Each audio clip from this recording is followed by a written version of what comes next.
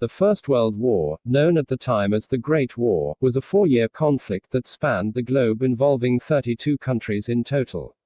It was an unforeseen war that resulted from a series of calamities that broke the delicate arrangement of European powers, and ended with the loss of over 11 million military personnel and 7 million civilians. What had started as a diplomatic feud brought on by the assassination of a monarch erupted into a conflict that engulfed the world and changed the map of Europe forever. The war brought about revolution, it ended empires, dissolved monarchies, and led to the development of war machines that play a crucial role in the modern conflicts of today.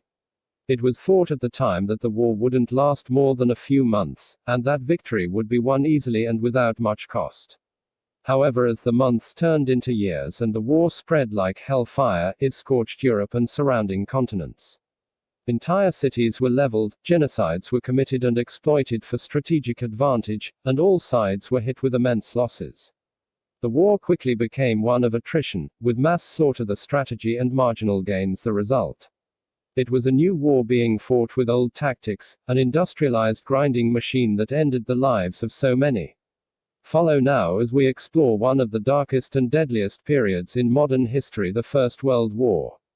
Chapter 1, 1914. Blood is spilled. The precarious geography of Europe in 1914 was a considerable, and inevitable, catalyst for agitation. On the outset of war, the continent was split by powerful nations and congealed into opposing alliances that faced each other with strong militaristic and industrial vigor. Europe was divided into two major alliances, the Triple Entente, an Anglo-Russian agreement between the Russian Empire, the French Third Republic and the United Kingdom of Great Britain and Ireland, and the Triple Alliance, which was formed of Germany, Austria-Hungary and the Kingdom of Italy. Prior to the beginning of the 20th century, Europe had been in a state of total conflict.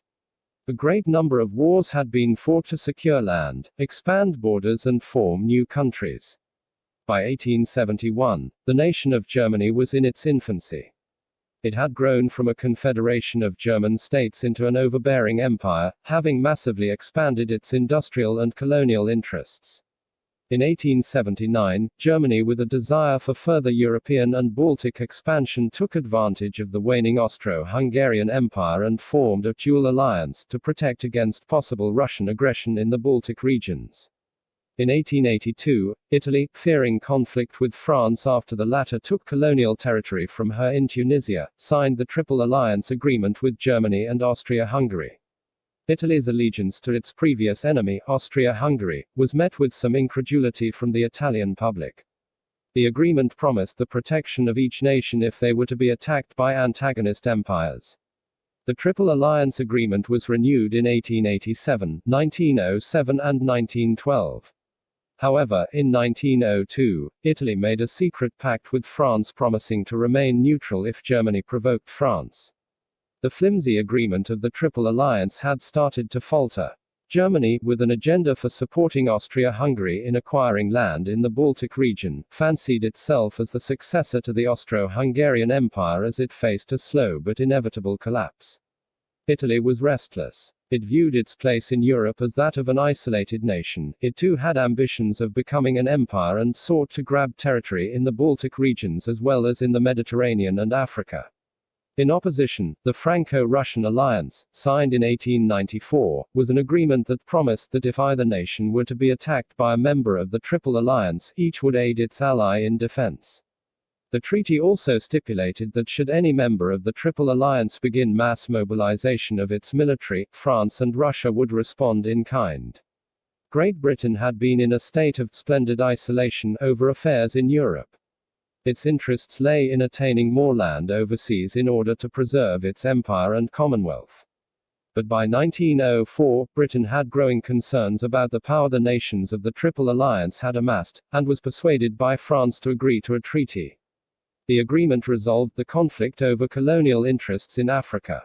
The Entente Cordiale put an end to centuries of aggression between the two countries and settled significant differences.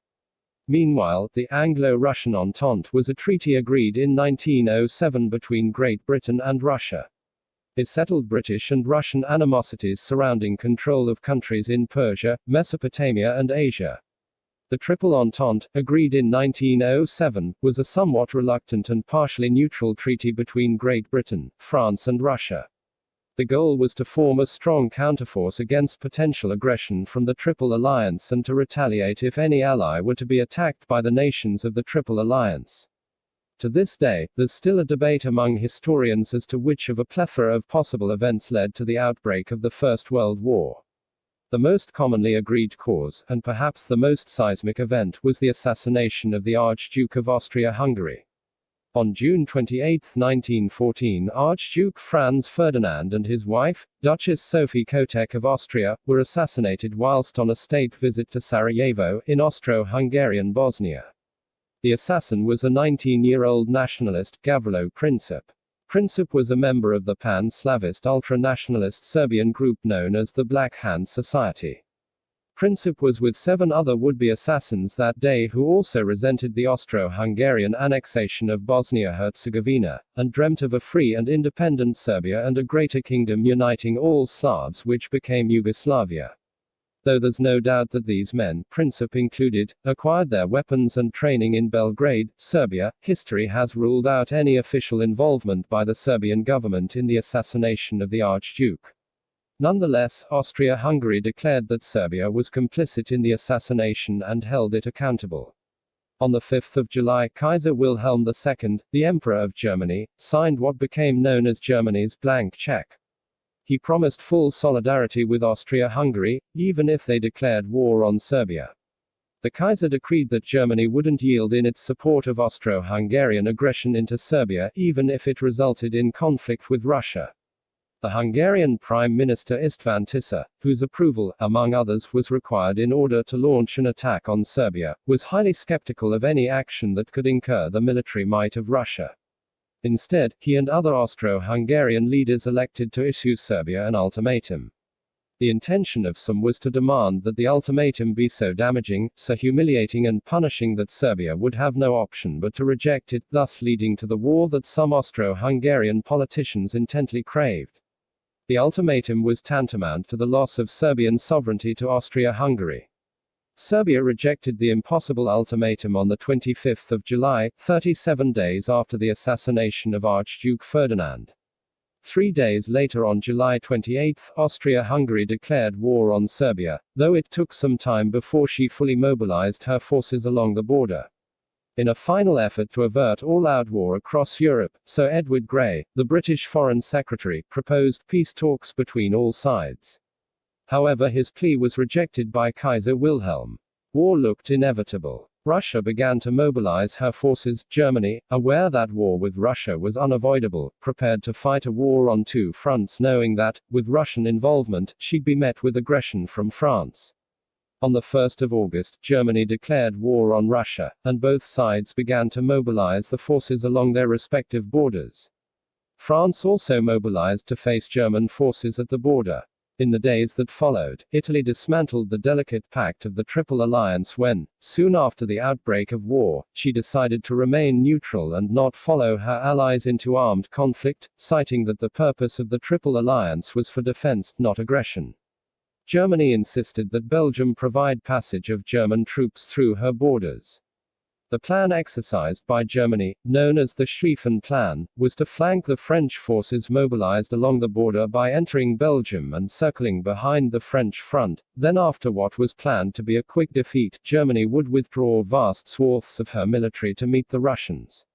The Treaty of London, signed in 1839, was an agreement brokered by Great Britain between the major nations of Europe, guaranteeing Belgium's neutrality and sovereignty after she broke away from the United Kingdom of the Netherlands.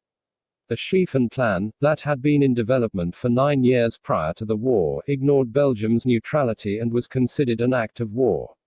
Britain demanded that Germany cease her march into Belgium and withdraw. On the 4th of August, after Germany ignored the demands to halt the incursion, Britain declared war on Germany. Germany's first attack was an assault on the town of Liege. The heavily fortified area held off the German offensive by about 5 days, though it sustained heavy losses for its efforts. Liege fell on the 16th of August, which granted German forces uninterrupted passage to France.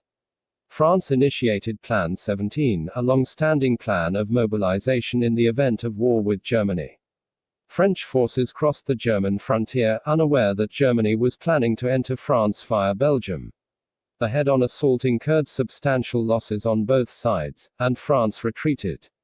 Britain and France declared war on Austria-Hungary on the 12th of August. Following the declaration, a British expeditionary force landed in France and marched to the Western Front. The first significant battle at sea took place on the 28th of August when a British naval squadron sunk 3 German cruisers off the coast of Helgoland. The British had a superior navy, and were able to enforce a blockade in the North Sea. The aim was to prevent supplies from reaching the Central Powers, the remaining members of the Triple Alliance. The blockade lasted from 1914 until 1919, when it was lifted 8 months after armistice. At Mons, on the frontier between Belgium and France, the British Expeditionary Force attempted to hold land against the advancing German forces.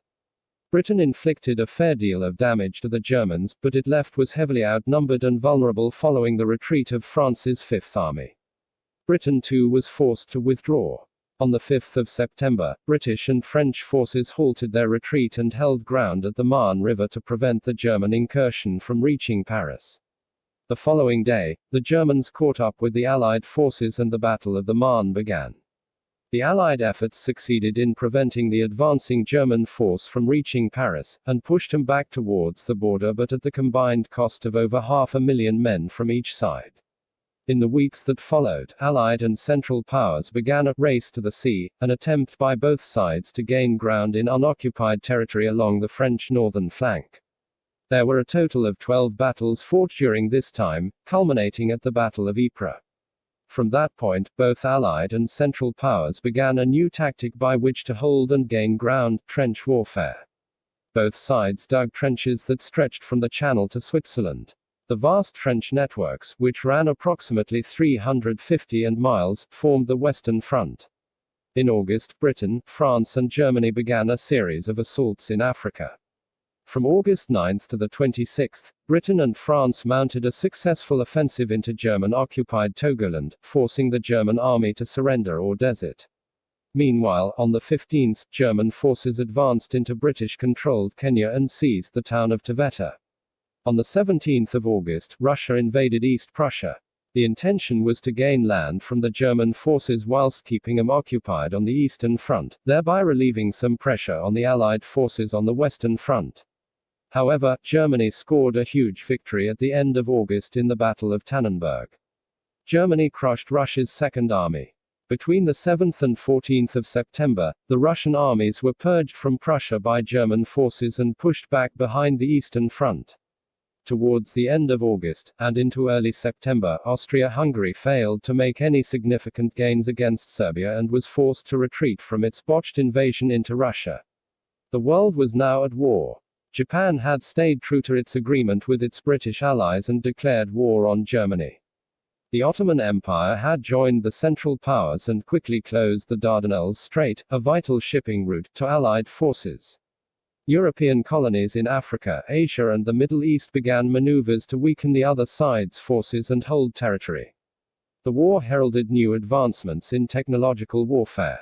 The German U-boat, submarines, had proven to be an effective attacker of British warships.